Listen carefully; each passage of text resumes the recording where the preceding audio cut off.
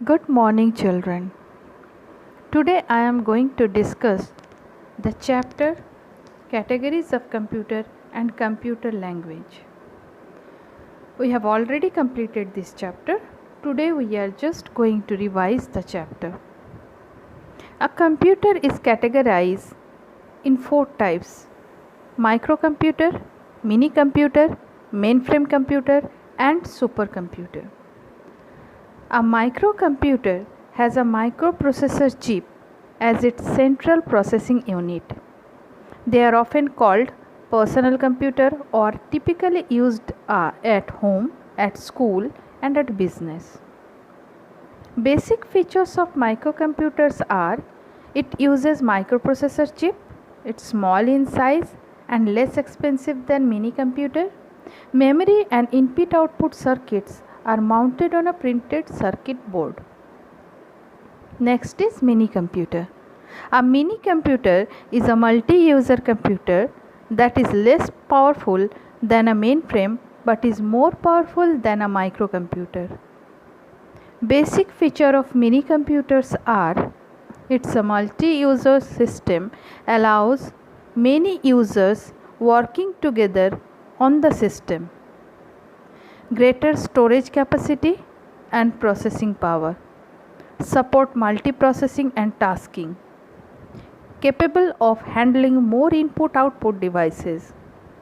Have a small size and are less expensive than mainframe computer. Now it's mainframe computer. A mainframe computer is large, powerful computer that handles the processing for many users simultaneously. The basic feature of mainframes are: these are large computing machine. They can manage and compute upon huge amount of data. They are very stable and highly reliable.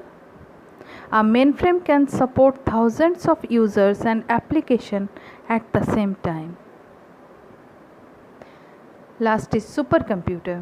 A supercomputer is mainframe computer that has been optimized for incredible speed and maximum processing power. It uses several processors in parallel for processing.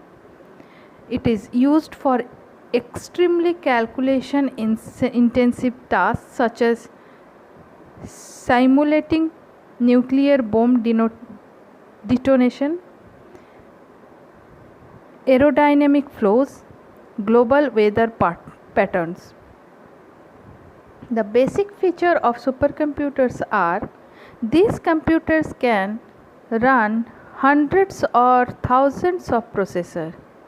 They can perform quadrillions of calculation in few nanoseconds. We don't need to use such computers in our daily life, but for complex tasks that require huge calculation, use supercomputer. Processing power and speeds are tens or thousand times more than a normal desktop. Other than these four categories, there are few more categories of computer like mobile computer, gaming console, and embedded computer. Mobile computer basically combines PC and scanning function into a single device that comes installed with custom software application that perform everyday tasks such as monitoring, deliveries, tracking assets, and managing inventory. Mobile computers run on familiar operating systems such as Windows, Android, etc.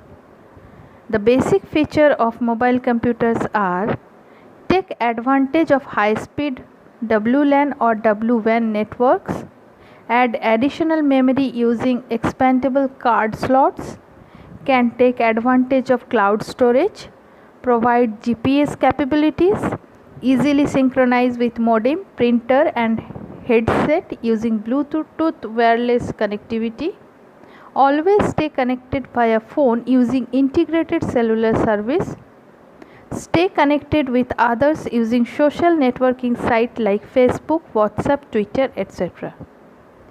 Game console.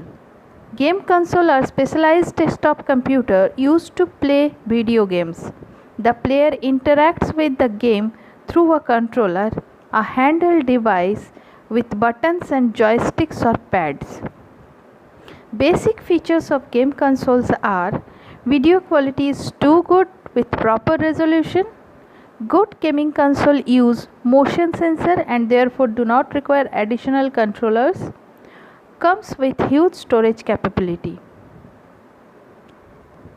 Embedded computer. An embedded computer is special purpose system in which the computer is completely encapsulated by the device it controls. Unlike a general purpose computer, an embedded computer performs predefined tasks. We can find this in a embedded computer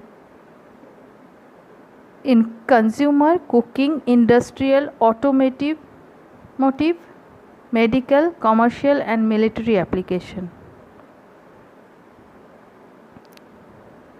Household appliances like micro oven, washing machine and dishwasher have embedded system to provide flexibility, efficiency and features. In the next video, I will discuss computer language and then I will discuss the question answer. Thank you.